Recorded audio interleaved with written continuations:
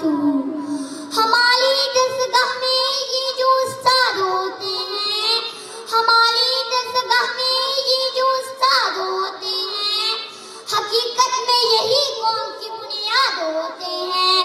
سنے روداد ہم جب بھی کسی کی کامیابی کی، سنے روداد ہم جب بھی کسی کی کامیابی کی، ہر روداد میں مرکز روداد ہوتے ہیں۔ یہی لگتے ہیں معاشرے کی ہوا کو روشن، یہی لگتے ہیں معاشرے کی ہوا کو روشن، ہمیں منزل پر پہنچا کر یہ کتنے شاد ہوتے ہیں۔ میرے عزیز سامعین، آج مجھے جس موضوع پر تقریر کرنے کا موقع ملا ہے وہ ہے استاد کا مقام۔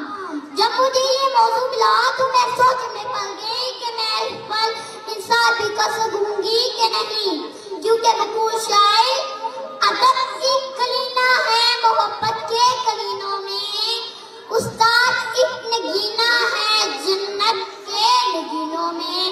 حاضرین کرام، استاد اور طلباء کا رشتہ ایک ایسا رشتہ ہے جس کی مثال دنیا بھر میں کوئی نہیں۔ اس رشتے کی اہمیت کا اندازہ اس بات سے لگایا جا سکتا ہے کہ استاد کا رتبہ والدین کے رتبے کے برابر ہوتا ہے۔ حاضرین کرام، اگر آپ استاد کی تعریف سننا چاہتے ہیں تو سنیے۔ استاد وہ ہے جو بنجر زمین کو کنیا بنا دیتا ہے، استاد وہ ہے جو محمدہ وطن بھی ہے اور فرض استاد ہر لحاظ سے ادب و احترام ہے۔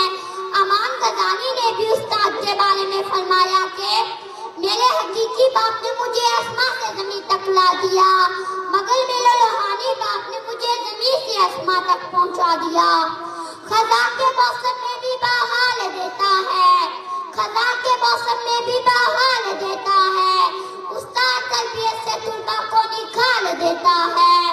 حاضرین کرام، سرور کائنات حضور اکرم صلی اللہ علیہ وسلم نے اپنے آپ کو مولانا قرار دے کر استاد کو سب سے اعلیٰ بنا دیا ہے۔